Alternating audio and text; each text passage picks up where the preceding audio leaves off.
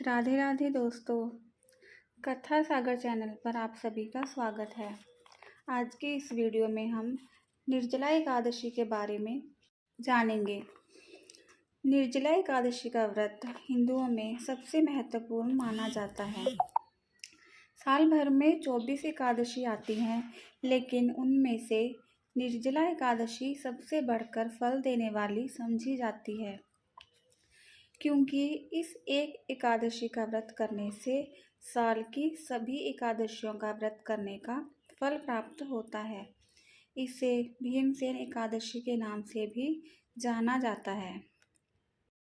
यह हर वर्ष ज्येष्ठ मास के शुक्ल पक्ष की एकादशी को आती है। तो चलिए अब निर्जला एकादशी की तिथि और समय जान लेते हैं। 2024 में निर्जला एकादशी 18 जून को होगी। 19 जून को परायण होगा।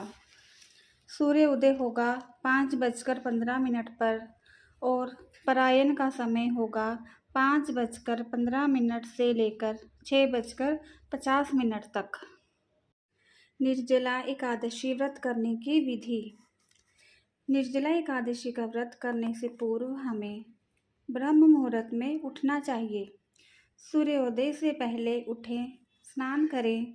स्नान करने के बाद ठाकुर जी के मंदिर की साफ सफाई करें और फिर वहां पर लक्ष्मी नारायण और राधा कृष्ण की छवि को विराजमान करवाएं और फिर उनका अभिषेक करें, उनकी पूजा करें और पूजा के बाद में उनको भोग इत्यादि लगाएं। पीले रंग के फल और पीली मिठाई का भोग लगाएं। स्वयं भी पीले रंग के वस्त्र धारण करें। ओम नमो भगवते वासुदेवाय मंत्र का जाप करते रहें। इस व्रत को शुरू करने से पहले संकल्प अवश्य करना चाहिए। अंजलि में थोड़ा सा जल लें, अपना नाम और अपने गोत्र का उच्चारण करें और फिर भगवान से प्रार्थना करें कि हे प्रभु, मैं आज ज्येष्ठ मास के शुक्ल पक्ष की एकादशी का व्रत करने जा रही हूँ। मुझे इस व्रत को पूर्ण करने की सामर्थ्य दें और भगवान से अपनी मनोकामना पूर्ण करने की प्रार्थना करें और जल भगवान के चरणों में छोड़ दें। व्रत करने के बाद में ये ध्यान रखें कि क्रोध करने से बचें, भगवान की सेवा करें, विचार शुद्ध रखें, गाय को चारा खिलाएं, दान पुण्य करें। इस दिन विष्णु सहस्त्र नाम और विष्णु चालीसा का पाठ अवश्य करें, पढ़ें या सुने।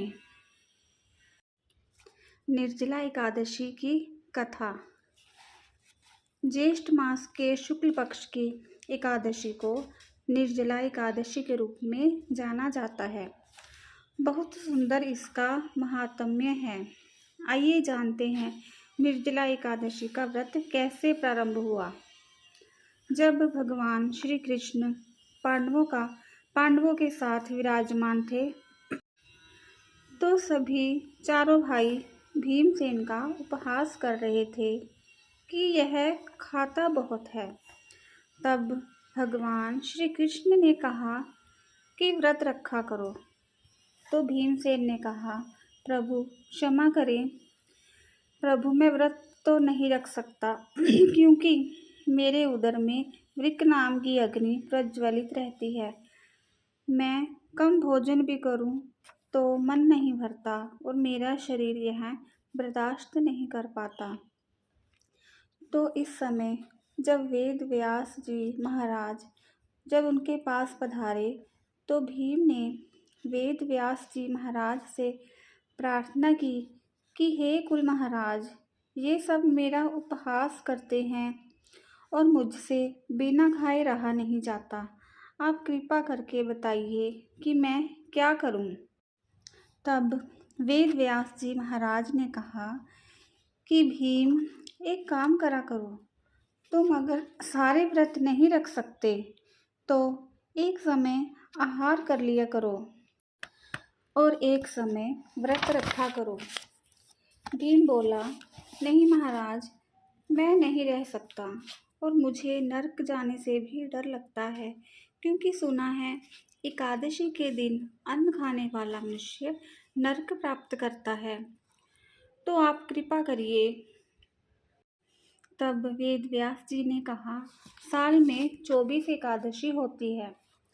23 एकादशी व्रत तुम मत रहो, सिर्फ एक एकादशी का व्रत तुम करो, जिसे निर्जला एकादशी व्रत हम कहते हैं। यह ज्येष्ठ मास के शुक्ल पक्ष की एकादशी को आता है। उस दिन तुमने भोजन इत्यादि नहीं करना है, जल ग्रहण नहीं करना। भीम ने इस बात को माना और ऐसा सुनने में आया कि पूरा दिन और पूरी रात्रि तो उन्होंने जल ग्रहण नहीं किया। लेकिन जैसे ही ब्रह्म मुहूर्त हुआ तो भीमसेन बिना कुछ खाए पिए मूर्छित हो गए। तब चारों भाइयों ने उन्हें गंगा जल और तुलसी दल देकर उनका पलायन करवाया। तो इस प्रकार हम सभी को भी एकादशी का व्रत करना चाहिए। और निर्जला एकादशी के व्रत का तो इतना बड़ा महात्म्य है कि बड़े से बड़े पाप इस एकादशी के व्रत करने से नष्ट हो जाते हैं। निर्जला एकादशी का व्रत करने से व्रती की सब इच्छाएं भगवान नारायण की कृपा से पूर्ण हो जाती हैं। आशा करती हूँ आप सभी को वीडियो पसंद आई होगी। आगे भी ऐसी ही वीडियो देखने के लिए चैनल को सब्सक्राइब करना ना भूलें। राधे राधे।